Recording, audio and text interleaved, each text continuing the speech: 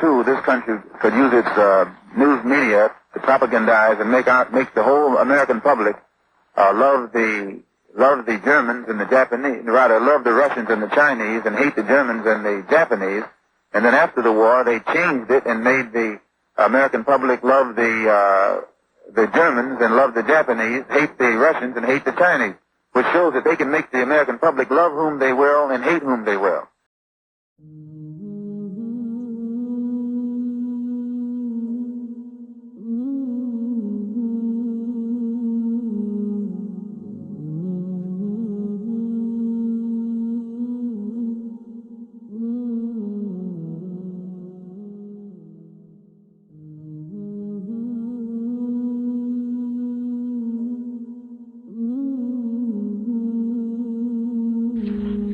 Never let your enemy tell you how many of you there are. Never let the man that you're against form your opinions. This is the trick that's played on everyone who's oppressed. The first thing, an occupation, when you have a revolution in the country, the first thing you take over is the radio. And then you start telling the people, everybody, the war is over. If they take that over, they start telling you where you are and where they are, and you fall right in line. It's plain thought control. The majority of the American people aren't segregationists. That the majority of the American people aren't imperialists.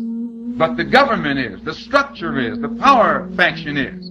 So, how then do all the majority go along with it? Because those who sit in power over the television, over the radio, and over the press is constantly telling those who are the masses how free they are.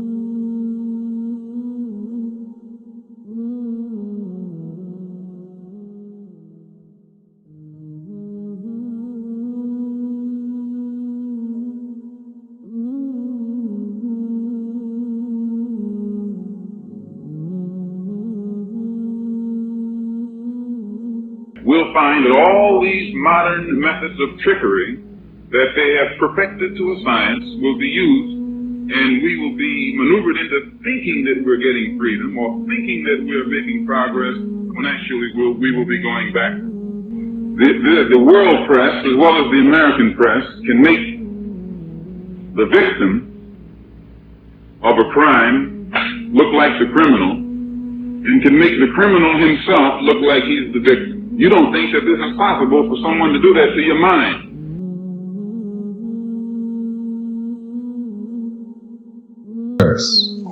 With skillful manipulating of the press, they're able to make the victim look like the criminal, and the criminal look like the victim. Right now, in New York, we had a couple cases where police grabbed the brother and beat him unmercifully, and then charged him with assaulting them. They use the press to make it look like he's the criminal and they're the victim. This is how they do it. And if you study how they do it here, then you'll know how they do it over here. It's the same game going all the time.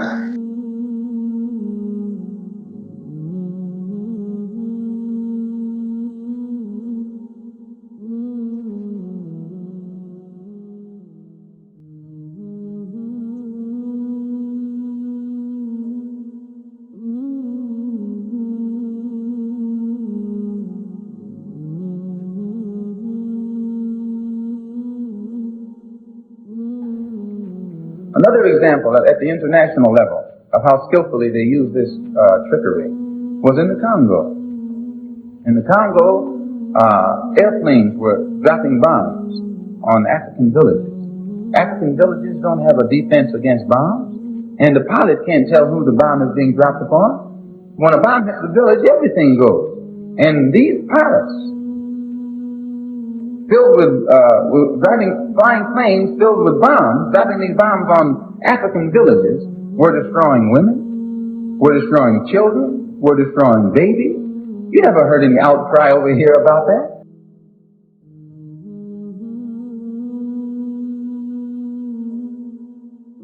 And it had started way back in June. They would drop bombs on African villages that would blow that village apart and everything in it.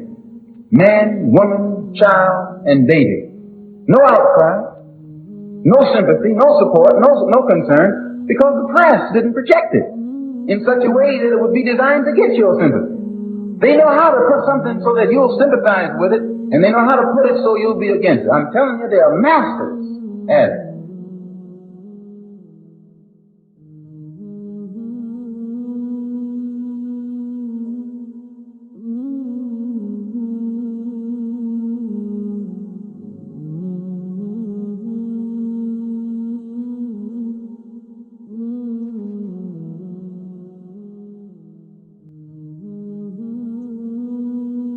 First, you have to realize that up until 1959, Africa was dominated by the colonial powers. And by the colonial powers of Europe having complete control over Africa, they projected the image of Africa negatively. They projected Africa always in a negative light. Jungles, savages, cannibals, nothing civilized. And naturally, it was so negative until it was negative for you and me. And you and I began to hate it. We didn't want anybody to tell us anything about Africa, much less call us an African.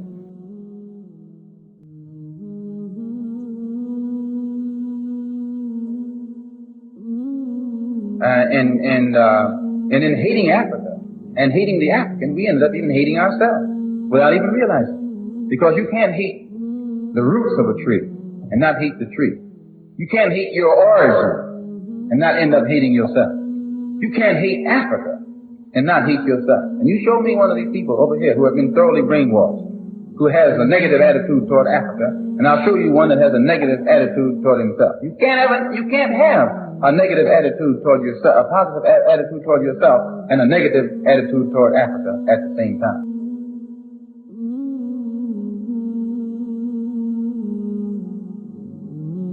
To the same degree that your attitude, that your understanding of an attitude toward Africa becomes positive, you will find that your understanding of and your attitude toward yourself will also become positive.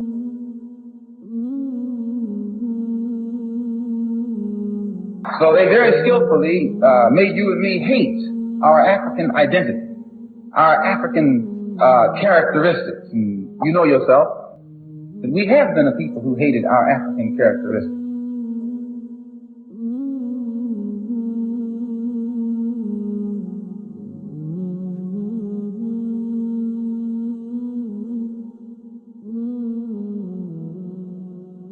I just told you a little while ago, these leaders that they call leaders, this included Lena Horne, this included Dick Gregory, and this included comedians, comics, trumpet players, baseball players.